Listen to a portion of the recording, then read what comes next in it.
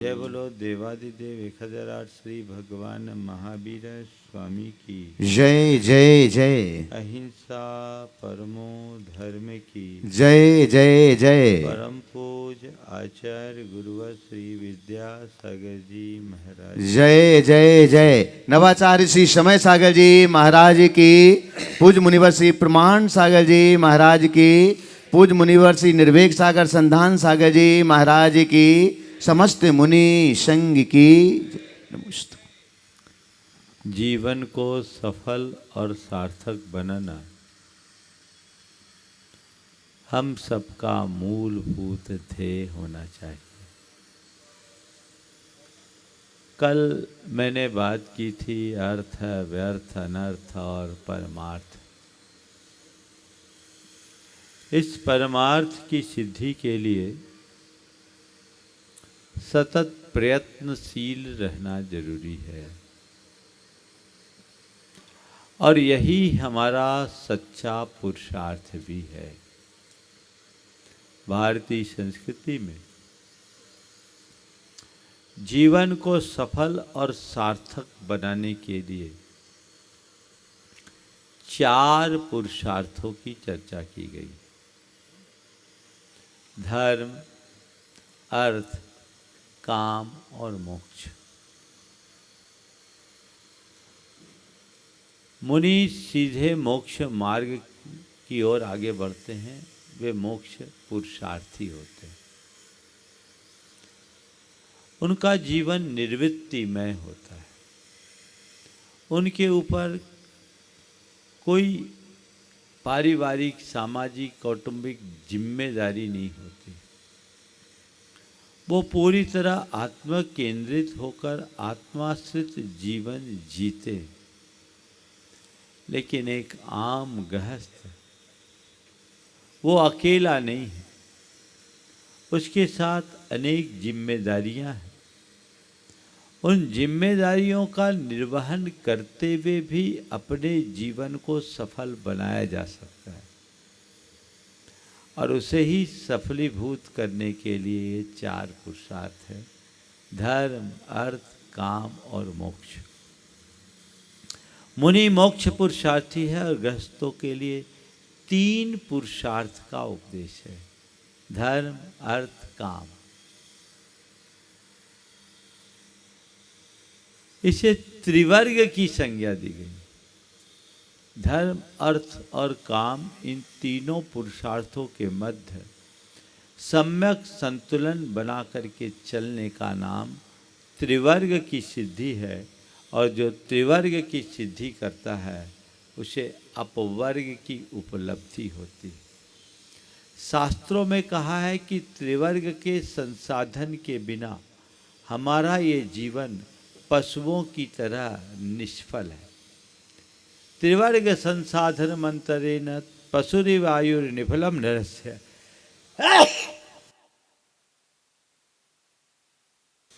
तत्रापि धर्मम प्रवरम वदन्ति न तम विना भवतोर्थ कामो। त्रिवर्ग के संसाधन के बिना मनुष्य का ये जीवन पशु की समान निष्फल है। उसमें भी धर्म को सबसे प्रमुखता दी गई, क्योंकि धर्म पुरुषार्थ के रहने पर ही अर्थ और काम, ये तीनों पुरुषार्थ संज्ञा को प्राप्त करते हैं। आज हम थोड़ी सी बात समझने की कोशिश करें।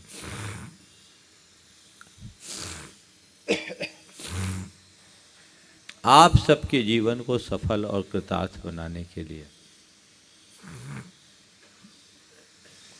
3 पुरुषार्थ में सबसे पहला पुरुषार्थ है धर्म। धर्म है नींव,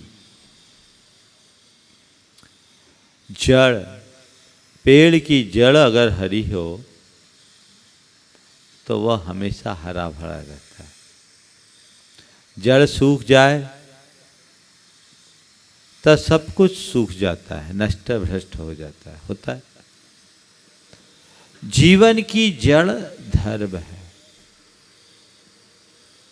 ये जब तक सलामत है तब तक सब कुछ सलामत, और ये खो जाए तो सब कुछ खो जाए। हम धर्म पुरुषार्थ की बात करते, ये किस रूप में जुड़े? हम सबके जीवन की शोभा और सार्थकता धर्म को धारण करने में।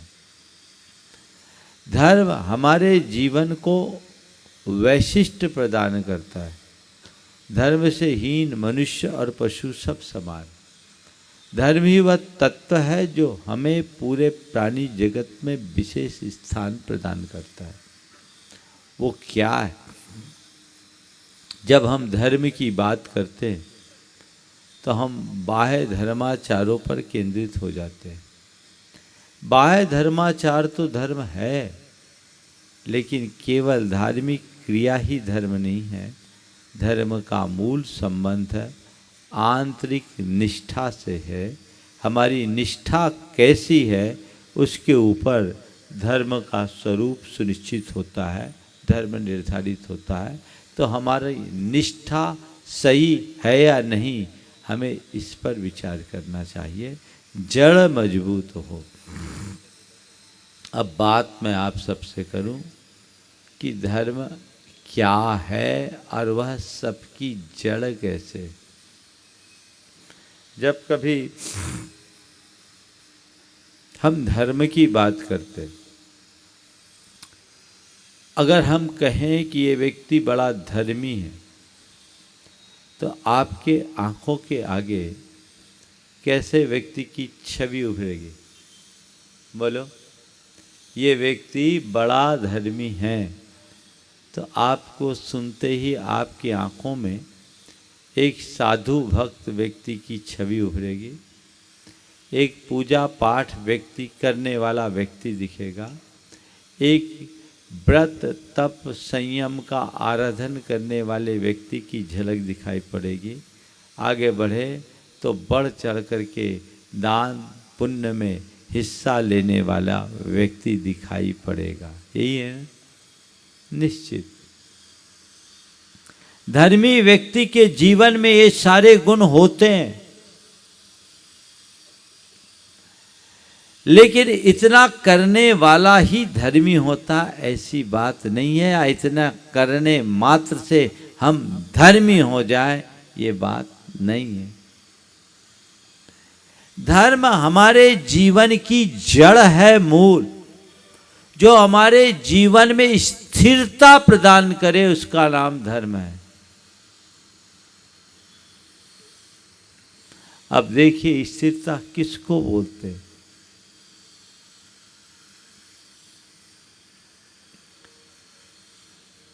स्थिरता किसको बोलते हैं? आप मेरी भावना की 2 पंक्तियां पढ़ते हैं।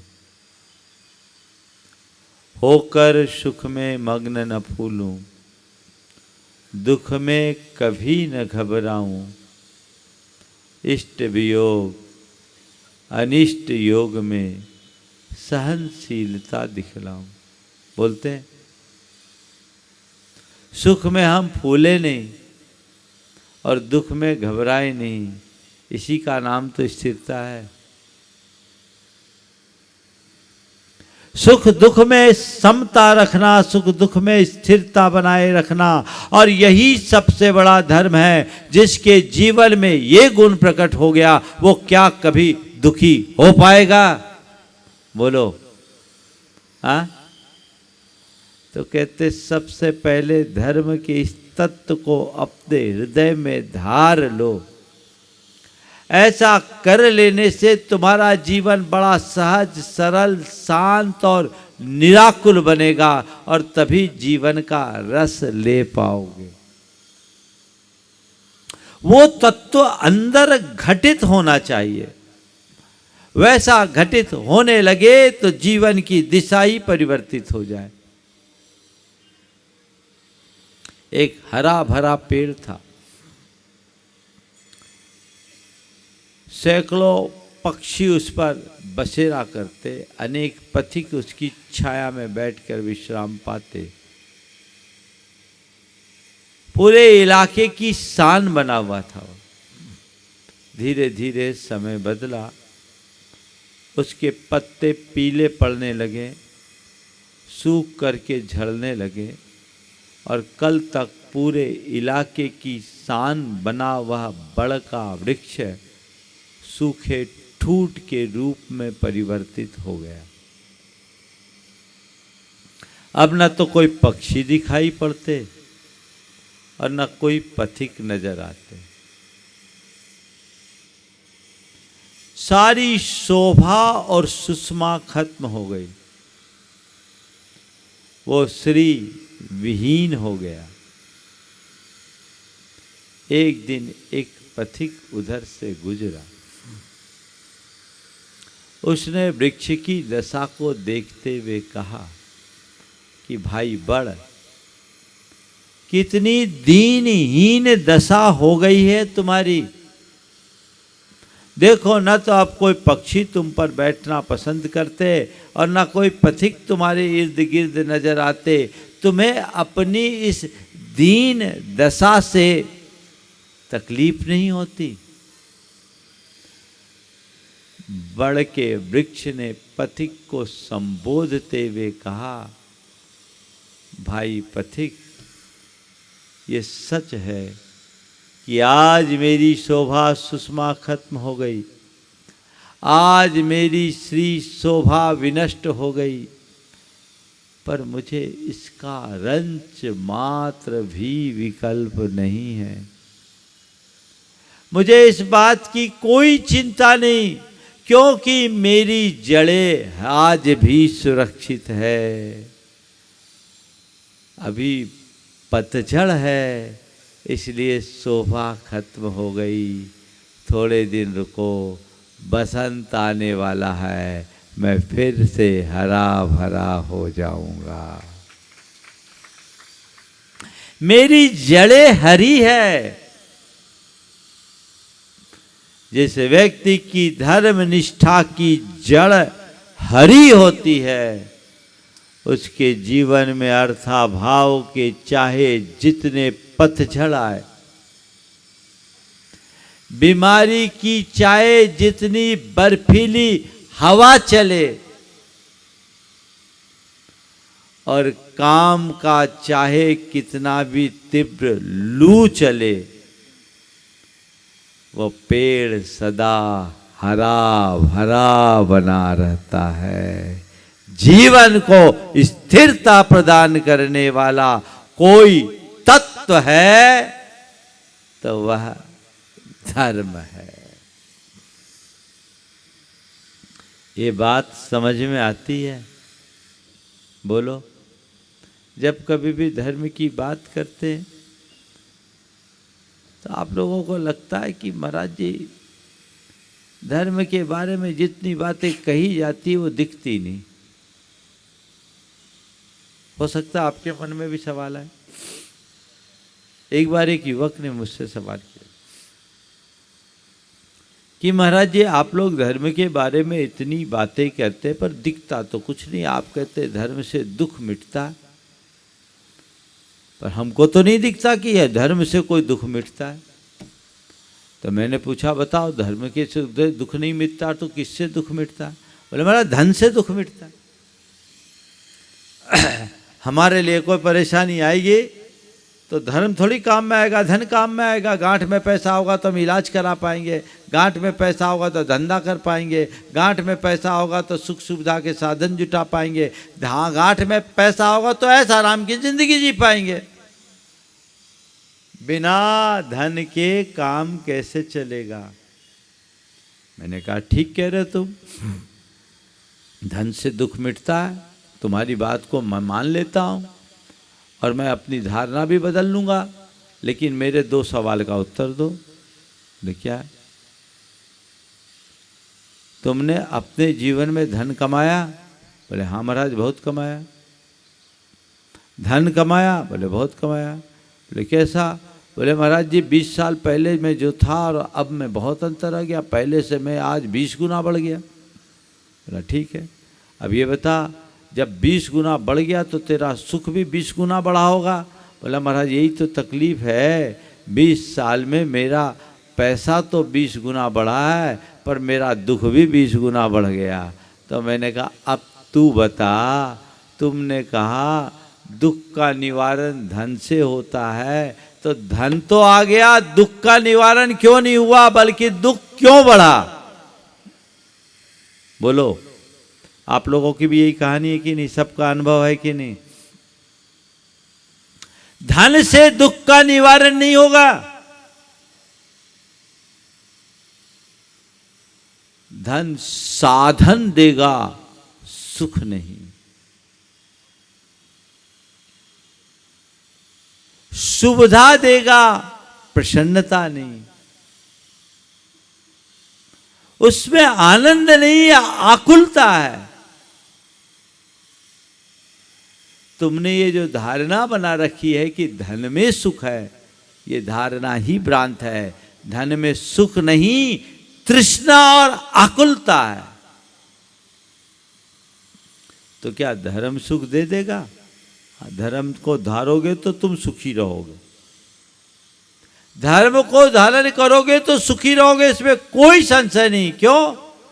क्योंकि धर्म तुम्हें कुछ और दे या न दे, संतुष्टि देगा, और संतुष्टि का नाम ही सुख है। धर्म तुम्हें और कुछ दे या न दे, संतुष्टि देगा, और इस संतुष्टि का नाम ही सुख है।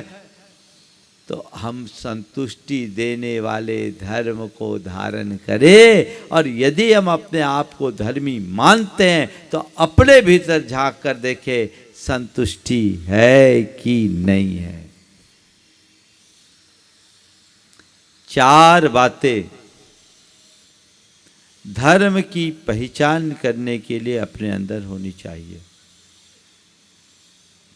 मैं धर्मी हूं या नहीं?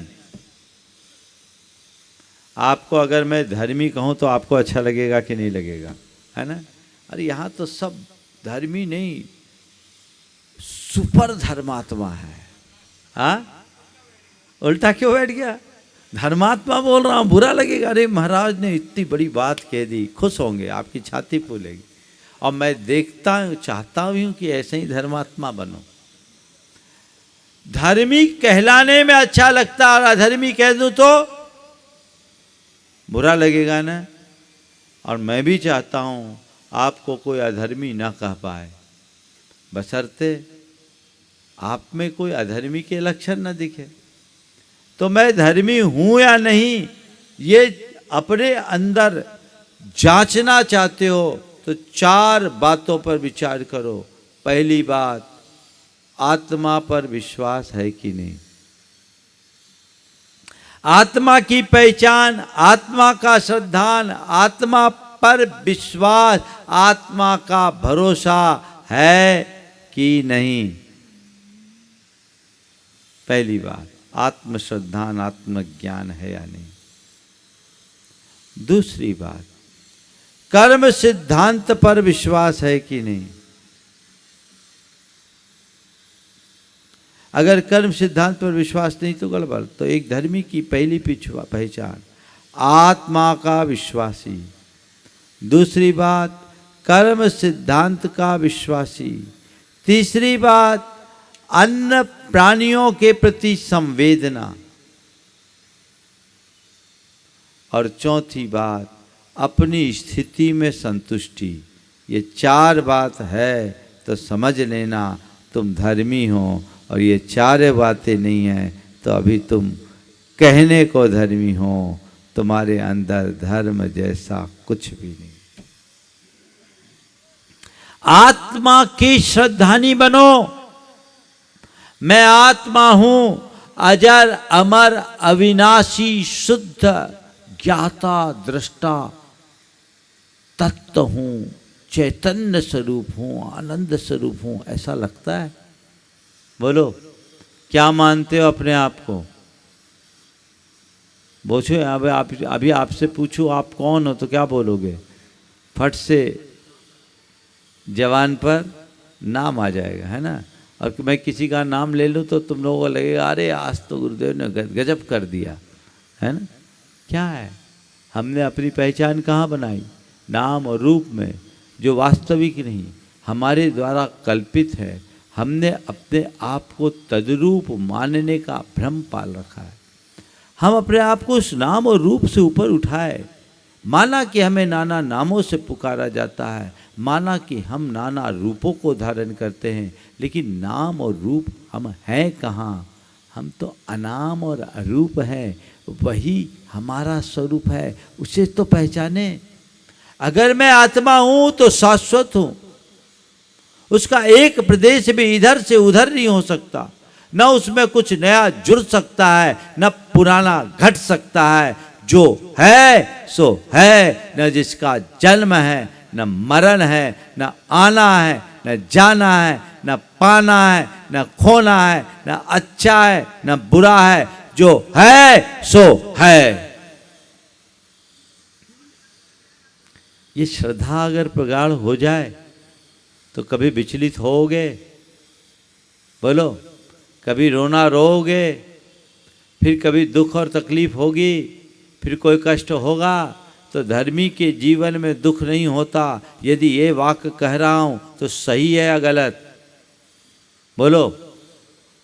तो धर्मी के जीवन में दुख नहीं होता, इस बात को सुनो मत, स्वीकारो और अपने आप को धर्मी मानते हो तो दुख से ऊपर उठने की कला विकसित करो। मैं धर्मी हूं, धर्मी के जीवन में दुख नहीं होता, तो मुझे चाहे कुछ हो जाए दुखी नहीं होना है। ये धारणा अपने अंदर विकसित करनी चाहिए कि नहीं? आज धर्मी भी हो गए और चाहे जिसके पास गुहार लेके पहुंच गए, तो धर्मी होने का कोई मजा? हर जगह रोना ही रोते रहो तो धर्मी होने का कोई मजा? कोई मजा नहीं। वो धर्मी नहीं, सच्चे अर्थों में भर्मी है, भ्रम में जी रहा है। और भर्मी तो भर्मी ही रहेगा, भरमाता रहेगा इस संसार में। संत कहते हैं भ्रम तोड़ो, मर्म को पहचानो, तब धर्म धार पाओगे। और जब धर्म को धारोगे तभी जीवन का सार पा सकोगे। धर्म में ही सुख शर्म है, उसे पहचानो। आत्मा की स्वरूप के बारे में बार बार विचार करो, शास्त्रों का अध्ययन करो, गुरुओं की वाणी को सुनो और उससे स्वरूप की तरफ दृष्टि आते ही स्वभाव में बदलाव आ जाता है, प्रवृत्ति में सहजता आ जाती है, परिणामों में निर्मलता आती है और भावों में विशुद्धि आती है। घटित किया जा सकता है ऐसा। अपने अंदर से ये बात है, यदि हमने उद्घाटित कर ली तो हमारे जीवन का काया पलट हो गया, ऐसा समझना चाहिए। हम लोग बातें तो करते हैं लेकिन मूल को भूल जाते हैं। कहने को आत्मा हूं, मैं आत्मा हूं, मैं आत्मा हूं, लेकिन तभी तक आत्मा दिखती है जब तक अनुकूलताएं होती है। अब थोड़ी सी प्रतिकूलता होती सब भूल जाते हैं। गुरुदेव कहा करते थे कि गद्दे पर बैठ करके भिन्न है, भिन्न है, भिन्न है कहना सरल है, गद्दे पर बैठे हैं भिन्न है, भिन्न है, भिन्न है, भिन्न है, शरीर भिन्न है, आत्मा भिन्न है, और एक मच्छर काट खाए खेद है, खिन्न है। क्या भिन्न है भाई? ये भिन्न भिन्न तो मक्खियाँ भी भिन्न भिनाती है। ये मक्खी की तरह भिन्न भिनाने से कुछ नहीं होगा, चेतना को जगाने से सब कुछ होगा। तो धर्म से दुख का निवारण होता है, क्योंकि धर्मी आत्म श्रद्धानी होता है। उसे इस बात का श्रद्धान होता है कि आत्मा अजर अमर अविनाशी है, उसमें न कुछ बनने वाला है न कुछ बिगड़ने वाला है। ये धर्मधारा था। अंजना ने पति के घर से निकाल दी गई, पिता के घर का दरवाजा बंद हो गया, जंगल के कंटकाकीन मार्ग में एकाकी विचरण करती रही। पेट में कामदेव हनुमान है, महापुरुष तद्भव मोक्षगामी, फिर भी इतना बड़ा संकट है। क्या सोचा?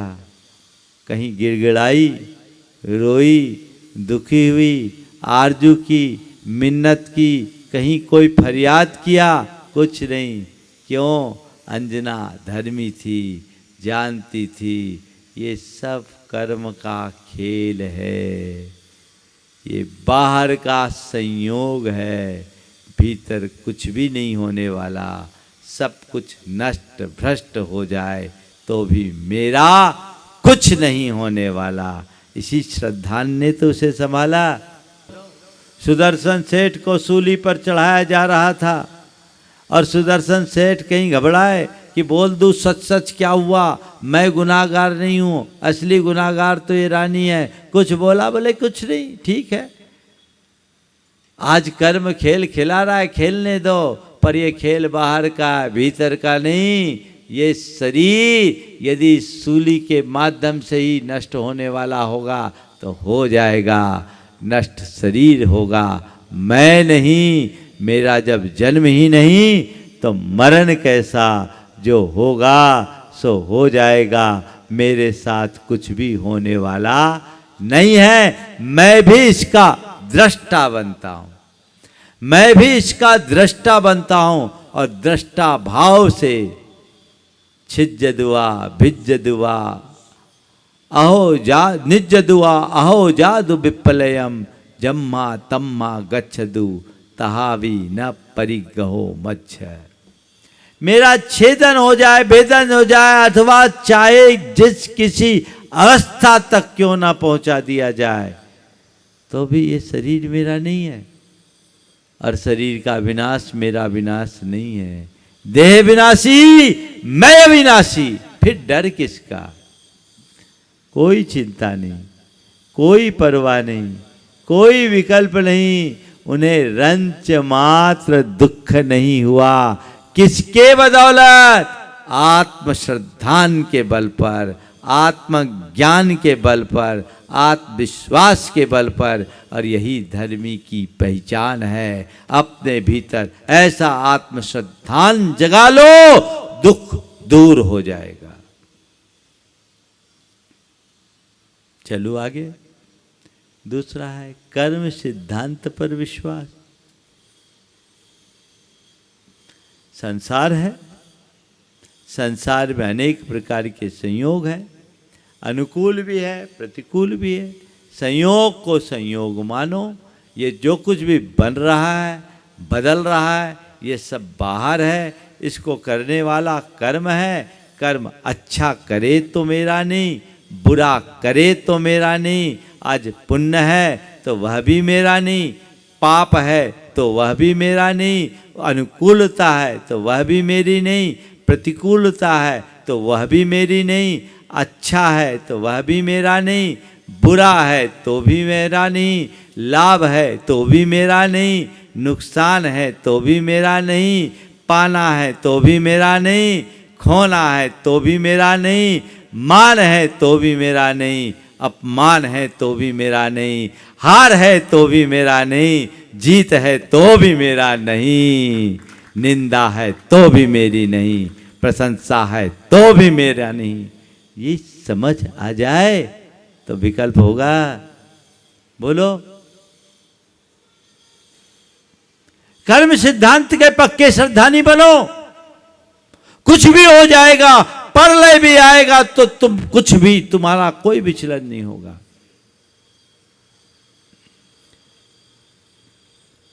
एक युवक अल्प उम्र में चला गया, ज्यादा उम्र नहीं थी, बड़ा धर्मात्मा परिवार था, पति पत्नी बहुत धर्मात्मा थे। आकस्मिक मृत्यु हुई। जिस समय मृत्यु हुई उसका बेटा 9 साल का था।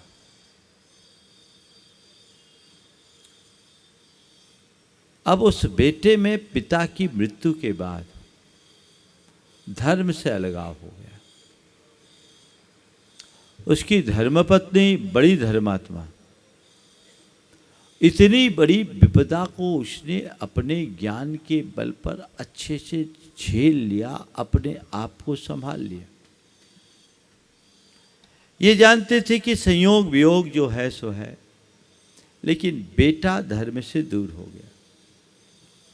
एक दिन उसने मुझसे कहा, महाराज जी, पति के जाने का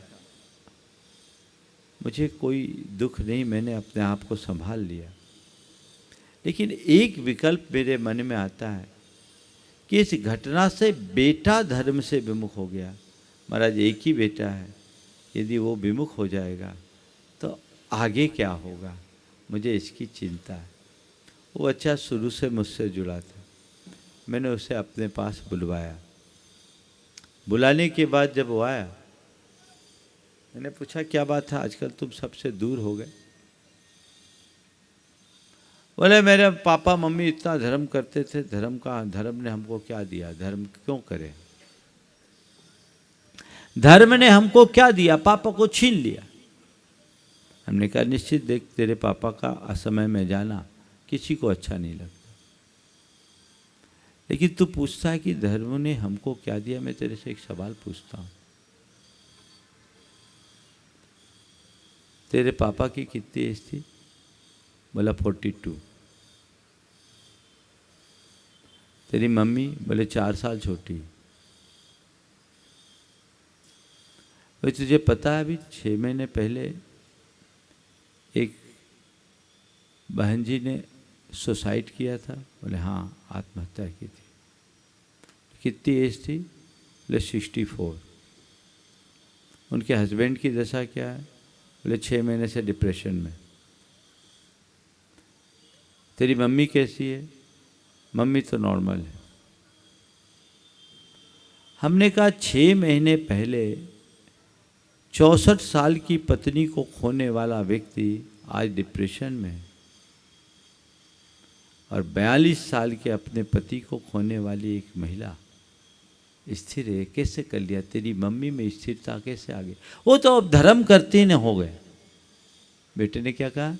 वो धर्म करती है इसलिए उनने अपने धर्म से सबको संभाल लिया।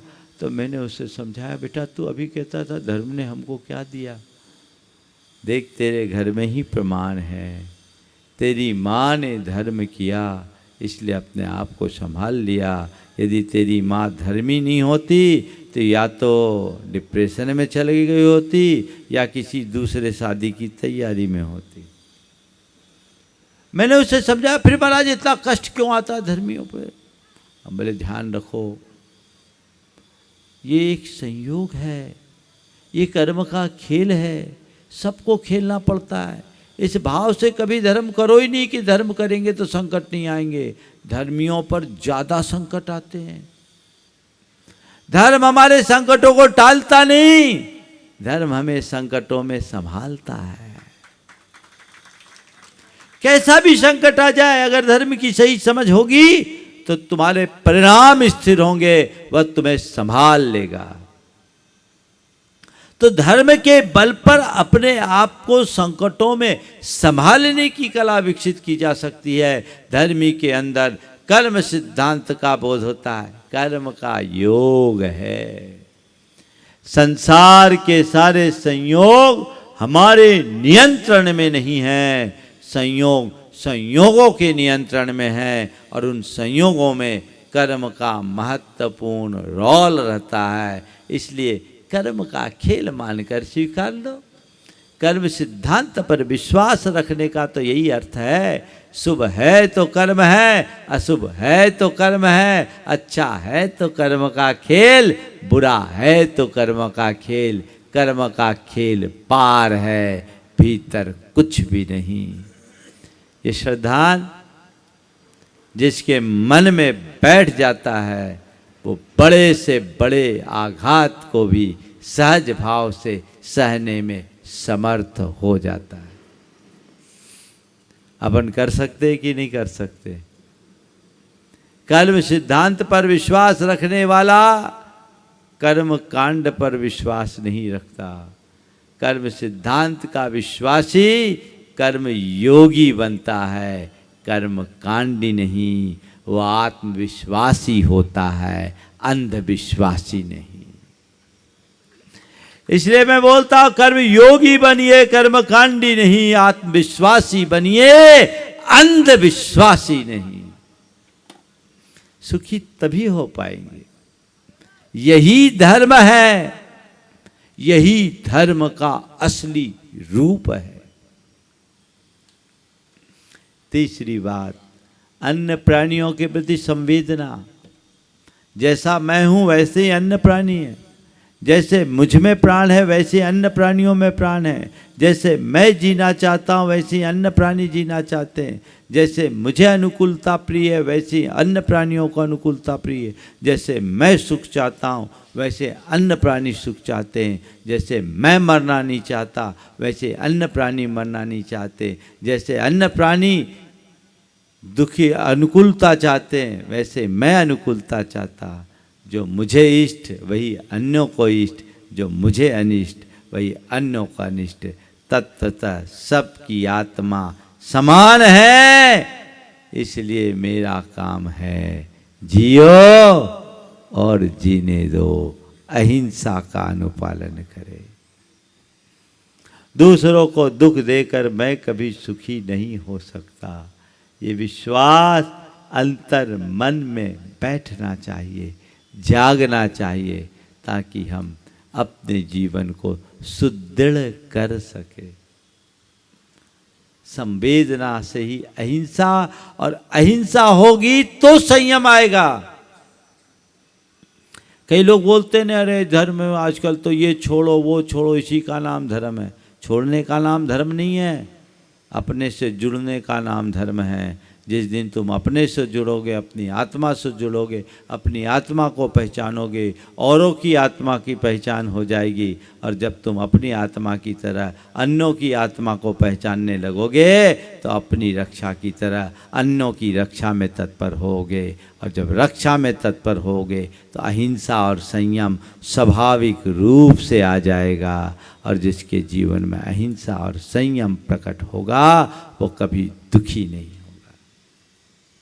सब चीजें एक दूसरे से जुड़ी हुई है। संयम पाला जाता है, थोपा नहीं जाता। अंदर दया आती है तब जब संवेदना होती है।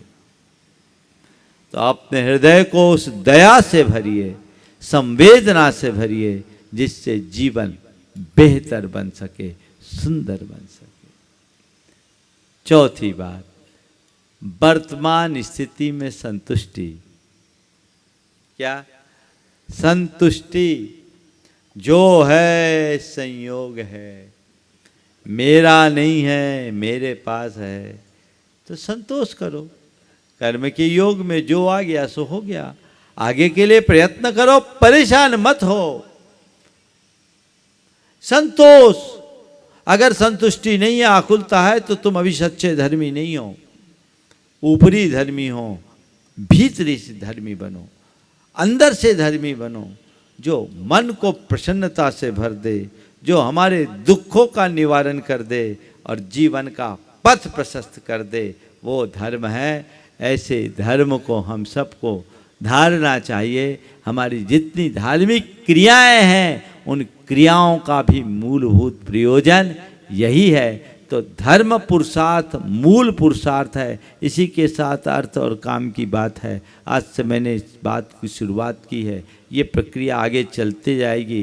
पहले हम धर्म के फाउंडेशन को मजबूत बनाएंगे तो हमारे अर्थ और काम में भी धर्म जुड़ा रहेगा और हमारा जीवन फिर मोक्ष तक पहुंचने में समर्थ हो जाएगा। हमें वो रास्ता अपनाना है।